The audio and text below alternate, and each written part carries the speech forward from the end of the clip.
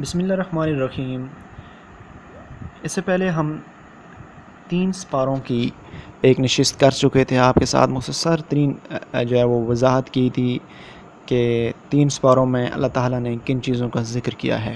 آج ہم چوتھے پارے کے بارے میں پڑھیں گے اور اس میں کیا اللہ تعالیٰ نے کن چیزوں کا ذکر کیا ہے۔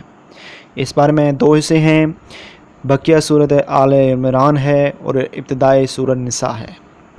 پہلا حصہ صورت آل عمران کے بقیہ حصے میں 5 باتیں ہیں جو ہم سب سے پہلے آپ سے ڈسکس کریں گے، اور اس میں سب سے پہلی بات جو ہے وہ خانہ کعبہ کے فضائل ہیں۔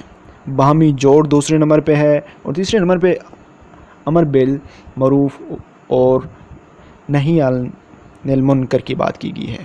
چوتھے نمبر پہ 3 غزووں کی بات کی گئی ہے، اور 5ویں نمبر پہ کامیابی کے 4 اصول بتائے گئے ہیں۔ چلتے ہم آگے اگر اسی پارے میں، تو خانہ کعبے کے فضائل کی بات کی گئی ہے۔ خانہ کعبے کے فضائل کی تھوڑی سی آپ کو مختصر سی جھلکی میں بتاتا ہوں۔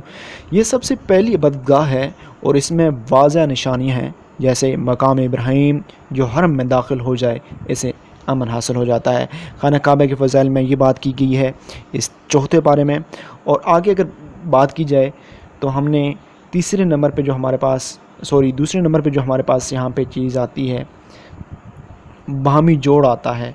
باہمی جوڑ میں اگر دیکھا جائے تو اللہ تعالیٰ نے اپنے بندوں کو فرمایا ہے کہ اللہ تعالیٰ نے بہت سمپل سے اور سادہ سے الفاظ میں کہا ہے کہ میری رسی کو مضبوطی سے تھامے رکھو۔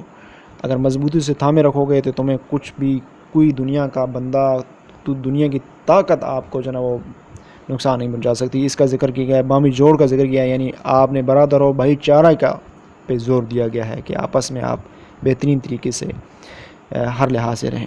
اگر تیسرے نمبر پہ اگر آپ آئیں تو یہاں پہ امر بالمعروف اور نہی عن المنکر جو کی بات کی گئی ہے۔ یہ بہترین امت ہے کہ لوگوں کے نفع رسائی کے لیے نکالی گئی ہیں، بھلائی کا حکم کرتی ہیں، برائی سے روکتی ہیں اور اللہ تعالیٰ پر ایمان رکھتی ہیں۔ چوتھے نمبر پہ اگر بات کریں تو 3 غزووں کی بات ہوتی ہے، اور 3 غزوے جو اسلام کی تاریخ کے بہترین غزوات ہیں انہی کا ذکر ہے۔ وہ غزوے کون سے ہیں؟ پہلے نمبر پہ یہاں پہ اگر ذکر کریں تو غزوہ بدر آتا ہے، اور دوسرے نمبر پہ غزوہ احد، اور تیسرے نمبر پہ غزوہ حمراء الاسد آتا ہے نام۔ تو آگے اگر ہم چلیں، 5ویں جو ہے ہم نے پوائنٹ بنائی ہوئی ہیں، 5ویں نمبر پہ اس بارے میں ذکر کیا گیا کامیابی کے 4 اصول کا۔ وہ کامیابی کے کون سے 4 اصول ہیں وہ آپ کو بتائے دیتے ہیں مختصر طریقے میں، کہ اگر آپ نے کامیاب ہونا ہے تو صبر کا دامن ہمیشہ ساتھ رکھنا ہے۔ مثابرہ کا ذکر ہے دوسرے نمبر پہ، مراقبہ کا ذکر ہے، اور تقوی کا ذکر ہے۔ یہ 3 چیزیں 3 کامیابی کے بہت اہم اصول ہیں۔ ان کو ہم ڈیٹیل میں نہیں پڑھ رہے، لیکن ہم نے پورے پارے کو ایک مختصر ترین میں جو نشست میں کور کرنا ہے۔ اس پہ کامیابی کے 4 اصول پہ ایک بہت بڑا لیکچر ہو سکتا ہے، انشاءاللہ ہم کوشش کریں گے بعد میں ان چیزوں پہ بات کرنے کی۔ اچھا، یہ پہلا حصہ تھا جو سورۃ العمران کی 5 باتوں کے۔ دوسرے حصے کی طرف اگر آئیں تو سورۃ النساء کے جو ابتدائی حصہ اس پارے میں ہے، اس میں 4 باتیں کی گئی ہیں۔ یتیموں کا حق کے بارے میں بات کی گئی ہے کہ ان کے مال جب یہ بڑے ہو جائیں تو ان کے مال ان کے حوالے کر دو، اور یتیموں کا مال نہ حق نہ کھاؤ، اس پہ زور دیا گیا۔ یتیموں کا حق کے بارے میں بات کی گئی ہے۔ دوسرے نمبر پہ جو بتائی گئی ہے کہ ازواج کی جو تعداد کے بارے میں بات کی گئی ہے، کہ ایک مرد ایک وقت میں کتنے وہ بیویاں رکھ سکتا ہے۔ ایک مرد بیک وقت میں 4 نکاح کر سکتے ہیں بشرط ادائیگی حقوق، یعنی اللہ تعالیٰ نے 4 نکاح کا حکم دیا ہے، لیکن اس کے ساتھ یہ بھی کہا ہے کہ آپ نے حقوق ادا کرنے ہیں 4 بیویوں کے۔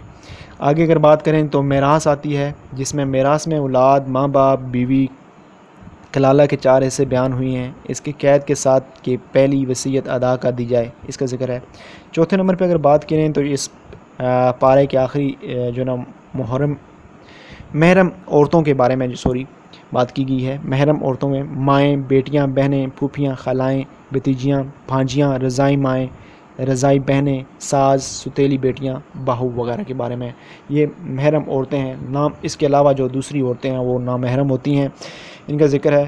اللہ تعالیٰ آپ کو سننے کی، جنہوں نے سنا ہے انہیں جو نا اس کی جزا دے، اور اس کو شیئر کیجیے اور سبسکرائب لازمی کر لیجئے کیونکہ آنے والی ویڈیو تاکہ آپ تک پہنچ سکیں، اور بیل کا آئیکن دبا دیجیے تاکہ آپ ہمارا دوسرا جو ہی ہمارا دوسرا اگلا پارا جو نا اپلوڈ ہوتا جائے تو آپ تک پہنچ جائے۔